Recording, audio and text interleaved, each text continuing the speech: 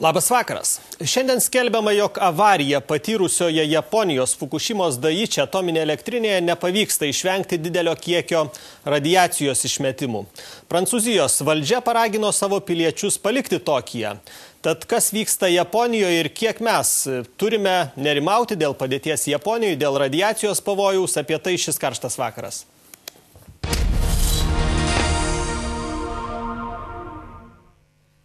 Į mūsų studiją atvyko Andrius Mamontovas, dainininkas, aktorius. Labas vakaras, Andriau. Labas vakaras. Su mumis taip pat Albinas Mastauskas, jis yra radiacinės saugos centro vadovas. Labas vakaras. Labas vakaras, dar kartą. Andriau, jūs neseniai buvot Japonijoje, pirmadienį vakare grįžot iš šios šalies. Vis dėlto važiuotumėt šiandien, jeigu reiktų? Žiūrint į kurią dalį.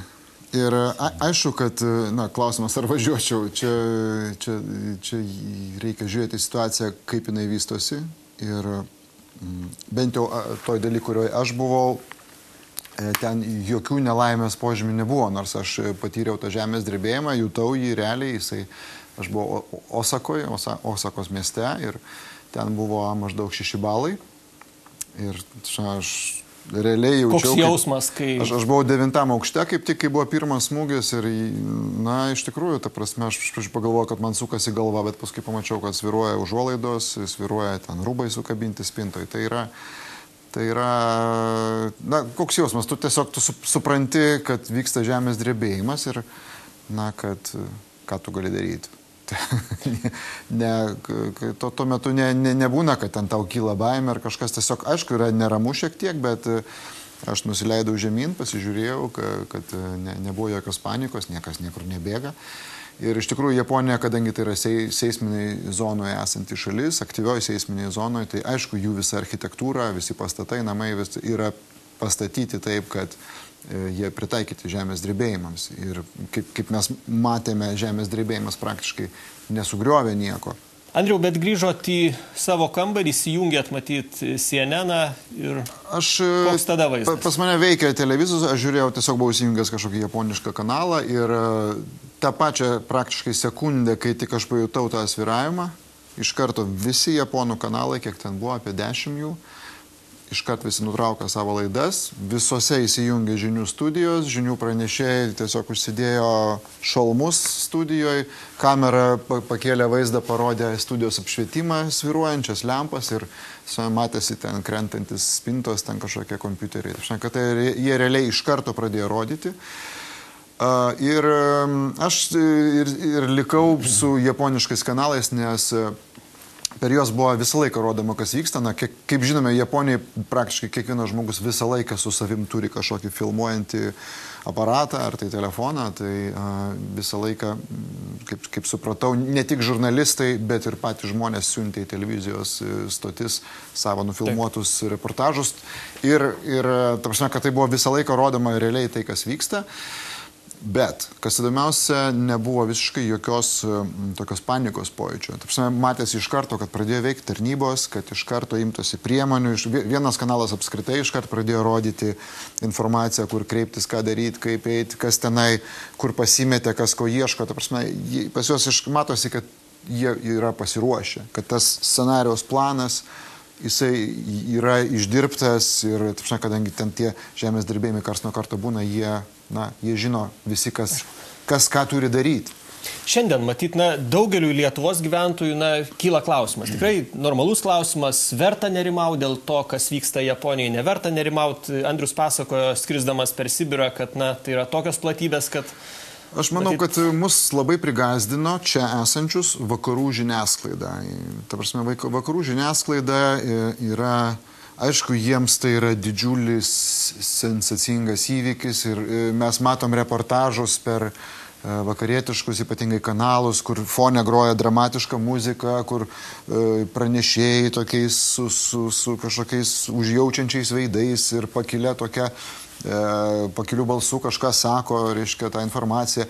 Tai sukuria iš tikrųjų nerimą ir sukuria įtampą ir žmonės, aš iškart susilaukiau keletos skambučių iš namų visiškai panikoje apimtų savo namiškių, kurie žiūrėjo tos vakarietiškus kanalus. Tuo tarpu, kaip sakau, tie japoniškai, jie tiesiog rodė, kas vyksta ir rodė ir kalbėjo apie tai, kaip konstruktyviai dabar yra sprendžiama. Nebuvo pasiduota emocijai. Taip, bet kiek pagristas tas situacijos dramatizavimas? Vis dėlto, Albinai, jūsų požiūrį. Na, štai 6 balai pagal INES skalę branduolinės avarijos Fukushimos.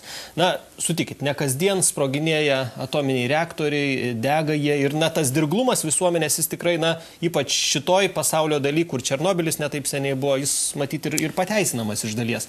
Vis dėlto, kaip jūs regit situaciją? Pilnai pritariu, ką kolega kalbėjo. Iš tikrųjų, mes taip pat gaunam klausimą, ar galim skristi į Kiniją, galim Tailandą, Koreją. Ir visur bandom paaiškinti, taip galit, jokių ribojimų nėra, todėl kad debesys iki ten tikrai nedaeis. Ir ta tarša, kurie išmesta dabar šiuo metu to Japonijos daly, jinai apsiriboja Japoniją. Didžiausia yra nelaimė pačiai Japonijai, tam regionui ir žmonėms, kurie ten gyvena, ir evakuota ir laikinai patalpinta atskirose patalpose jau skaičiuojame 100 000, tai yra didžiulė psichologinė trauma, taip toliau, taip toliau. Dėl apšvitos. Labai gražiai papasakojo. Ten viskas iš anksto veikta pagal nustatytus planus. Atkreipkite dėmesį. Evakuacija. Civilizuotai. Niekas nepanikuoja. Viskas sukontroliuoja. Jodo profilaktika. Pravesta iš anksto. Ta, kas atlikta. O išmetimai, tie, kurie spaudoj pasirodo, skaičiai, kurie gazdina žmonės, tai gazdina kas nesusigaudo tose skaičiuose. Esmė yra neskaičiuose, o kiek tose skaičiuose būsi. Tai yra, kokį laiką būsiu, kokiam atstume nuo tos apšvitos dozės gali, jeigu ten minima. Esmė, radionuklidai išmetimas vėl. Radionuklidai išėjo į atmosferą, jie sąlygoje, jie įsisklaidė, ta dozė sumažėjo. Kiek laiko jie įtakojo, ką įtakojo? Gyventojai evakuoti. Gerai, bet dabar 30 km gyventojai spindulių evakuoti, bet vis dėlto toliau. Na, tas debesis kažkur tai pučia į vėjas ir... Lygiai taip pat. Kaip tada? Japonijos vyriausybė, institucijos jo prognozuoja, kiek išmetimų, kas į tos išmetimus, radioaktyvus jodas, radioaktyvus cezis, kiek jis pateks tai zonai, kur gyventojai pateko, iškrito, kiek gali įtakoti apšvitą. Mato, kad yra rizika. Ir negali konkrečiai, jie sako, padarom viską, kad liktai bus viskas baisaus. Pravedė jodo profilaktiką, evakuoja. Tai yra planiniai žingsniai, siekiant apsaugoti žmonės nuo nepagristos apšvitos, o tuo pačiu jų sveikatą. Tai yra viskas suplanuota. Kad ten yra situacija sudėtinga, taip. Ir specialistai visokių prognozių, bet matom, kad atvyko... O kokios prognozės? Kaip jūs prognozuojate? Kiek gali trūkti? Nesu branduolinės saugos ekspertas, ta yra kita institucija, bet kai pasižiūrė, atvyko Tatenos ekspertai, atvyko Amerikos ekspertai, atvyko Rusijos, Anglijos ekspertai. Techninės pajėgos atvyko, kurie bando padėti bent jau stabdyti tą procesą, o toliau žiūrėsim, kaip pavyks suvaldyti. Tai nebus dienų klausimas, čia reikės ilgesnio laiko. Bet aš manau, kad... Bet čia kalbama net, aš nežinau, spaudoje tenka tokių scenarijų juodų girdėti, kad čia prilygs atominės bombos sprogimam, visi tie tolimesni įvykiai. Fantazijų ribų nėra. Iš tikrųjų, tą turi sakyti specialistai ir reikėtų klausyti specialistų.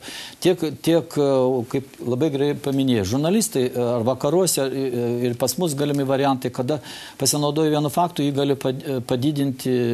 Buvo 1, dabar susirgo 100, tai sako 100 kart padidėjo. Tai yra, reikia atsargiai suskaičiuoti, bet pats faktas, kad avarija yra, išmetimai yra.